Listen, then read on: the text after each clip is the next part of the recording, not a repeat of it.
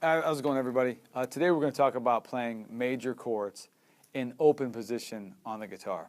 So the way I think of it sometimes is that the chords are like the vocabulary. These basic chords are like the vocabulary to playing a whole lot of different kinds of music. I mean, from classic rock to things that are on the radio now to all sorts of different styles. You need to get a few of these chords down. So we're not necessarily going to play a song right now.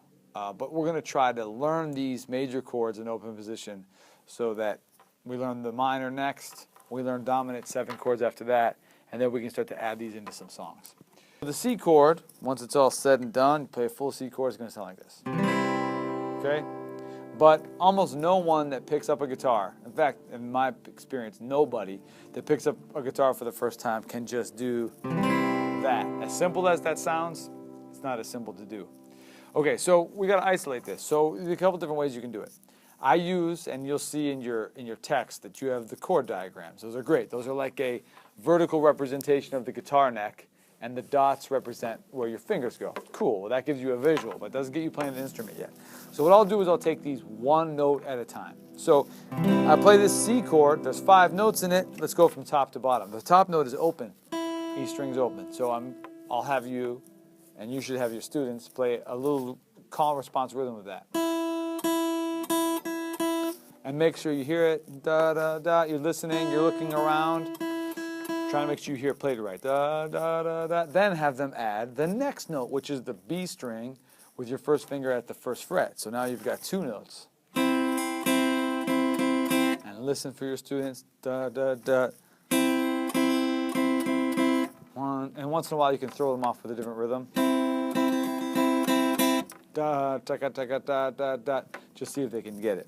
Then, if you're looking around, they're not getting it, go back to the things we always talk about. Are their fingers arched? Are they holding it firmly? And is the hand in C shape? Is the thumb on the back? All those things come into play. The arched is very important because if I don't arch my finger, that means the fingers are going to start to get closer to that E string, and I'll get this sound. I don't want that sound. I want them both clear. Now you sort of listen around, and when you get people on board, you move to the next string, which is also open. So now they're going to play 3 notes of it. Da, da, and you listen and you look, and you listen and you look. And you're always assessing the room, trying to fix people that need help. Okay? That's just normal teacher stuff. Then you move on to the 4th string, and now you have the 2nd fret of the D string fretted with your 2nd finger. Now you've got 4 notes. It's starting to sound more full. 1, 2, 3, 4, 1. And keep doing those call and response things. Keeps their ears attuned to the rhythms and gives you a chance to look around and see how people are sounding. Now add the 3rd finger. And now I've got the full chord. And now experiment with some different rhythms. Call and response with your students, that's so helpful.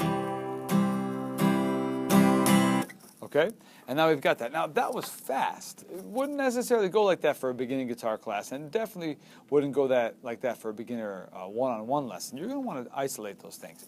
So take your time, add the strings slowly, and you're going to do that for every chord. Then once you do that and you've got them set up like that, I have them go 1 string at a time. And again, call and response. So I'll say like this. There's 5 notes in this, but I'll count to 4 starting on the 2nd note so that rhythmically it kind of works out. 1, 2, 3, go. And then my students will play those pitches individually. 2, 3, go. Okay? Why do we do that? Because if you can't get those notes to sound good individually, there's no way they're going to sound good as a chord. Okay? What you'll get from your students and maybe from yourself is when you first start out, it sounds like this. And I sound like a broken record, but it's always the same stuff. Fingers arched. C shape in the left hand, holding the frets down firmly. Okay, that's how it goes. And that's C. Now, you got to move on. You can't sit there and perfect that because people will get bored. So you got to try and move on to the D chord, even if the C wasn't perfect. So the D chord would be next, which is arguably maybe an easier chord anyway. And it sounds like this when you get it all together. Okay? But you got to start one at a time. So everybody take your second finger. I'll be talking to the whole class. I'm looking around. Second finger, my middle finger. I put it at the second fret. Everyone play this note. And they play it back to me. I'm showing them, and I'm being demonstrative. Body language. Look at this, everybody. And I'm trying to make eye contact with people, just like you would with any sort of education situation. Now I've got my third finger at the third fret of the B string. I'm playing two notes. Da, da, triplet 4. And back and forth. Then I'm adding my first finger at the second fret of the G string. Now I've got 3 notes. And then I add the open D string. You can change the rhythm up as you go or not. It's up to you and how you want to handle that. But that's the whole idea. Then once you get everyone together, by adding one at a time, have them strum it together as a class. Cue them in. 1, 2, 3, 4, D chord, like that. And this sort of body language helps. I get very demonstrative. I get really into it. I have big classes. The smallest class I have is like 40 students. So I got to think big. I have to talk big. And so I get everyone on the bus. So then the same rules apply. Try to have them play it one at a time, ascending. And then play it one at a time, descending. And you just never stop talking about tone and how to get good tone and what that means. And it's arched fingers, held firmly to the fretboard, and the C shape. So that's D. Then I move on to the E chord. Same thing would apply. Let's do it one note at a time. E is open. B is open. Do call and response rhythms with each. G is first fret. D is second. A is second. E string's open. Makes an E chord. So you'd go each note with a call and response rhythm. Dun, dun, da, da, da, da, da, 2. Da, da, da, da, da, da, da, 3. 1, 2, and so on and so forth. Now with 4 strings, 5 strings, 6 strings.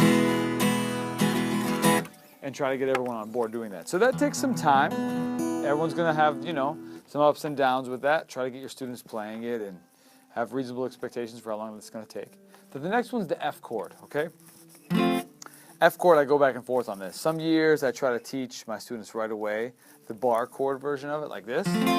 Other times I say, no, I want to give them an easier one, and I'll show them this F chord instead. It's kind of up to you. For now, we'll try the bar F chord. And the way this works is, I have my first finger over 2 strings. So this is a time where it's an exception to the rule. When you're doing bar chords, which is when one finger has to do more than one note, more than one string at a time, now the idea of having fingertips arched, no, it's not going to work. Now we do have to flatten to get both of those notes. So I play F with the first finger, I play the note C with the first finger. Then I add my second finger at the second fret, my third finger at the third fret. And that's F.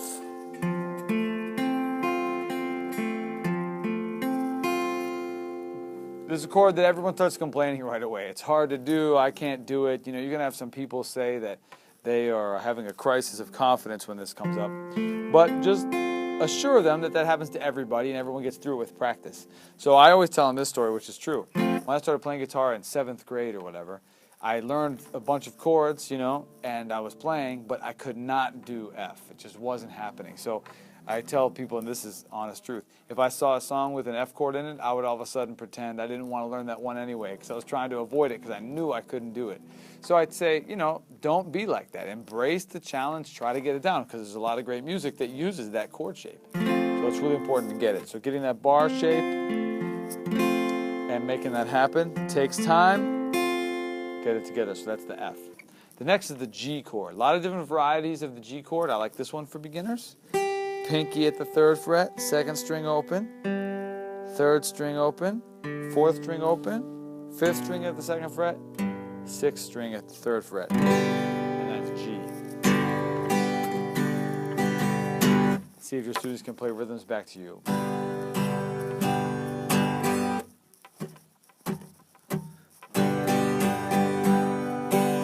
Okay, G's an easier one for them. They like that. Now moving on to A. Okay? The issue with A is that I have to get 3 fingers on different strings, but all at the second fret. So things kind of get crowded in there. I have like, you know, my fingers aren't huge. I have smaller hands. It's not so bad for me to get in there. It's kind of an advantage for me. Sometimes I've had students with very thick fingers, and it can be tough for them to get in there. But rest assured, everybody with every different hand type can be successful on the guitar. You'll hear that from students. My hands are too small. My hands are too big. I mean, you'll hear all sorts of excuses. The truth is everyone just gets used to the fingers and the hand shape that they have, and they make it work. So anyway, your students with bigger fingers might have trouble. Try to help them through that to fit that in there. Some teachers, to mitigate that issue, will have them do a bar there because they're all on the same fret. Okay? So there's a few different ways to play A, but I'm going to teach you this way now. E string's open, third finger at the second fret of the B string, second fret of the second fret of the G string, first finger at the second fret of the D, A is open, like that. And do your call and response rhythms from there. The next one is B, okay? B, like F, you know, when your students see it, and maybe you playing guitar for the first time now are concerned about it because there's no open strings and it's 4 fingers, but this one, for some reason, people tend to get this one right after a little bit of practice. So first finger at the second fret, pinky at the fourth, third finger at the fourth, second finger at the fourth, and together it's B. And have them do those call and response rhythms right away. Okay? And those are the major chords we're going to go over.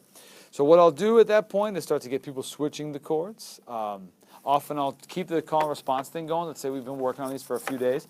I'll start saying, okay, C. They play C, C, C, C, C, C, C, D. Okay, and then I'm switching every time, which keeps everyone on their toes, and they have to switch too. They have exactly one measure to make that switch happen, which beginners need because their fingers are just learning. And then A, and then B. And what I'll do is a test on that, where everyone has to strum one whole note of each chord.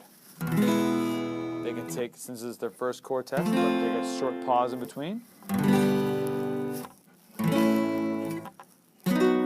It's not, again, it's not the most musical thing, but we're trying to develop a toolbox for them to be able to play music. They're going to see those shapes a lot in a lot of different styles, so it's really important that they get them right. Okay?